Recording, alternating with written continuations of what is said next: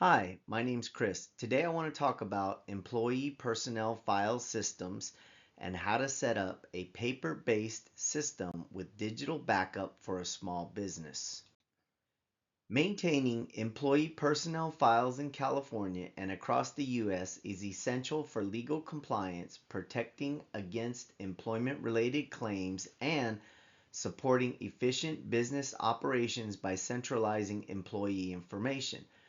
Federal and state law require employers to maintain or retain specific records, with California mandating a minimum retention period of 3 years for certain documents. Effective record keeping not only ensures compliance but also provides employees the right to review their files, help employers manage promotions and disciplinary actions, and safeguard sensitive information through proper confidentiality practices. Deciding on a format is very important for your personnel systems. There are three methods. The first is a paper file, which uses locked file cabinets and separate folders for each employee. The second is a digital file stored in a secure HR software or cloud like Google Workspace, Microsoft 360, or dedicated HRIS systems like Gusto, Bamboo HR, and many others, including Kronos, which is a powerhouse, or encrypted local storage. These two combine to create a third or hybrid system. Many small businesses use a digital backup of paper files. Access and security to personnel files should be a top priority of every business. Access should be limited to the business owner, HR manager, or other designated person or supervisor. Paper files should be locked in a cabinet. Password protection, encrypted, and other role-based access should be applied to digital files. Managers should be trained not to store shadow files, informal notes kept outside the official system. Retention rules regarding employment are very important. Records should be kept according to federal and state law. California has stricter requirements than federal law. As a general rule, personnel records should be kept at least 3 years after termination, noting that California requires payroll records to be kept for 3 years. I-9s should be kept for 3 years after hire or 1 year after termination, whichever is later. Payroll and tax records should be kept for at least 4 years. Medical and OSHA records should be kept for the entire employment duration plus 30 years. It is important to note that these retention rules are not comprehensive. However, there is more comprehensive rules. If you would like them, please let me know. When it comes to personnel records, a practical setup for a small business is to use a physical system and a digital system. However, you can use either one. I would recommend using the double system, the physical and the digital. So in the physical system, you want to create a master binder with a cabinet using color-coded folders.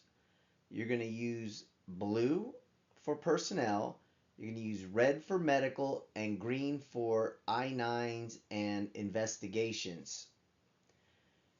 If you want to use a digital system, you're going to create a folder tree using a Google Drive, a OneDrive, or even keep it on a separate thumb drive or some other type of secure drive. The general employee personnel file should be blue. It should hold job-related information such as the job application or the resume, the job offer, the employment contract, the job description, signed acknowledgments like the handbook, the policies, confidential agreements, performance evaluations, promotions, transfers, salary changes, training records and certifications, uh, disciplinary actions or accommodations. The first section of the blue employee personnel file should hold contact information. This includes the most recent HRGF or Human Resource General Form with contact information or phone number change, emergency contact, and the Equal Employment Opportunity Disclosure. On the opposite side, it should contain employment information, HRGFs, which are Human Resource General Forms that are generally applied, final offer letter, job description, onboarding sheets, and new staff checklist. The next page over should contain performance management information such as disciplinary action forms, 30-day, 60-day, and 90-day check-ins, primary check-ins, self-evaluations.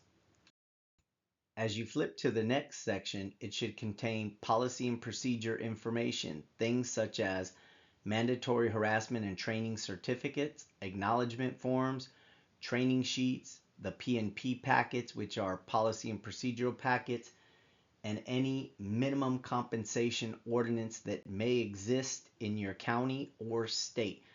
For instance, in San Francisco, you're required to provide a minimum compensation memorandum due to the ordinance.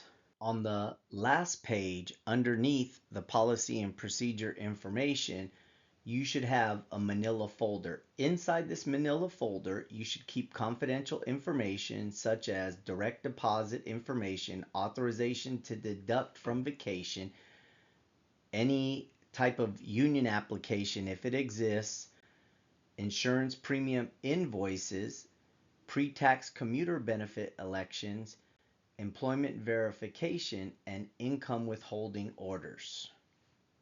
You should use a red folder for medical information. It is required by law that medical information be separated from the regular personnel file. This should hold information such as doctor notes, ADA accommodation requests, workers' compensation claims, FML leave paperwork, disability documentation, and drug tests, if they exist. The first section of the folder should have health and welfare information. This includes the most recent benefit enrollment forms, previous benefit enrollment forms, marriage certificates, and birth certificates. The next section should contain leaves, most recent request for leave form, including LOAs, which are leave of absence documentation. The next section should contain general medical information such as work status reports and doctor's notes. The restricted access folder should be green. This should contain information such as pre-employment documentation, contingent offer letters, social security information, pre-employment processes, reference checks, background check documentation, adverse process documentation, TB test documentation, the interview packet, and general application. The first part of the folder should contain records of communications. These ROCs are documentation of conversations you've had with your employees. For instance, let's say one of your employees is consistently late. After you've mentioned it to the employee that they need to start being on time, you could issue what's called a record of communication. This is a formal record of communication that you had with the employee about him or her being late and things that they will do to ensure that they are not late. The next section should contain information about investigations, such as notice of discussions, discussion question, and observation reports. The next section should contain information about grievances. Grievances are a formal complaint regarding an action taken. Most companies don't use grievance procedures unless it's formally granted through a CBA, which is a collective bargaining agreement from the union. However, your company can incorporate a grievance procedure, and it is a good idea to show the court that you've done everything you can to fully address this employee. As a final note, do you have personnel files for your employees? If so, do you have separate files for medical and investigation? I hope after listening to this video, you fully understand the importance of maintaining separate personnel files, medical files, and investigation files.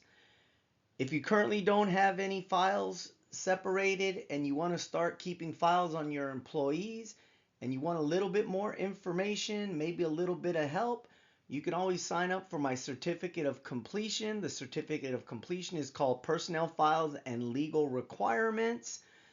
It's a small fee of $5 and you'll get much more information, a comprehensive guide on how to set it up, and you'll also have your questions answered by me and my team of dedicated HR professionals. So if you're interested, just send me an email at kbadilla@my42alpha.com, and in the subject line you can write personnel files, certificates, and I will definitely get back to you as soon as I can. With that, let's look at the next steps. The next step is to get compliant with the law. Call us for a free consultation today or sign up for our certificate of completion and we'll still give you a free consultation.